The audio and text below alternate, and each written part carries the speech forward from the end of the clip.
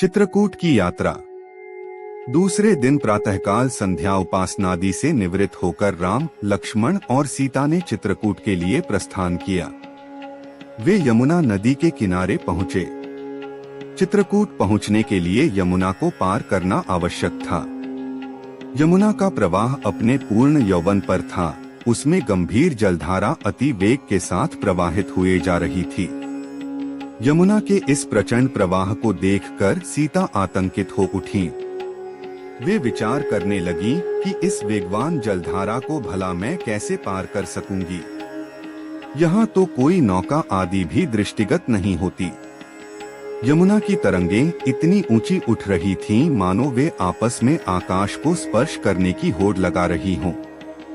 इस स्थिति को देखकर थोड़ी देर तक राम और लक्ष्मण ने परस्पर विचार विमर्श किया। फिर लक्ष्मण वन में से कुछ बांस, लकड़ी और लताएं तोड़ लाए। उन्होंने बांस और लकड़ियों को लताओं से बांधकर तात्कालिक रूप से उपयोग करने योग्य एक नौका का निर्माण किया। उसमें एक आसन भी सीता के बैठने के लिए बनाया गया। फिर उन्होंने नौका को यमुना में उतार दिया। रामचंद्र ने सीता को भुजाओं में उठाकर उस नौका में बिठाया। अपने तथा लक्ष्मण के वक्कलों को भी नौका में रख दिया। तत्पश्चात दोनों भाइयों ने तैरते हुए नाव को आगे धकेलना आरंभ किया। नाव मंझधार में पहुंचकर वेगवती लहरों के झकोरों के कारण ऊपर नीचे होने लगी।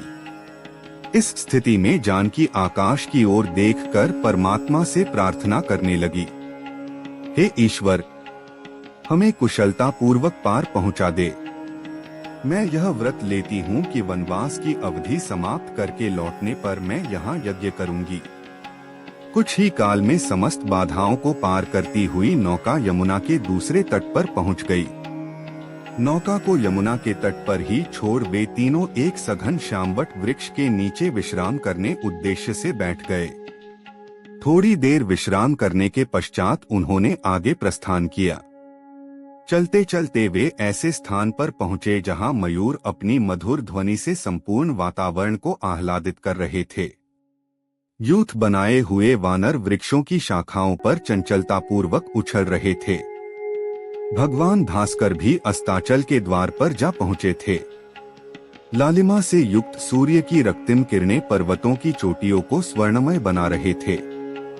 कुछ ही काल में सूर्य देव ने अपनी किरणों को समेट लिया है।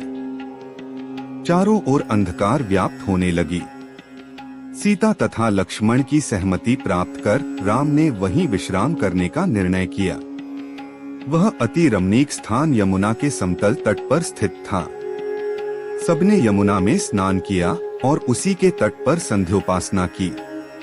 उसके पश्चात लक्ष्मण ने राम और सीता के लिए तृण की शैयाओं का निर्माण किया और वहीं उन्होंने रात्रि व्यतीत की।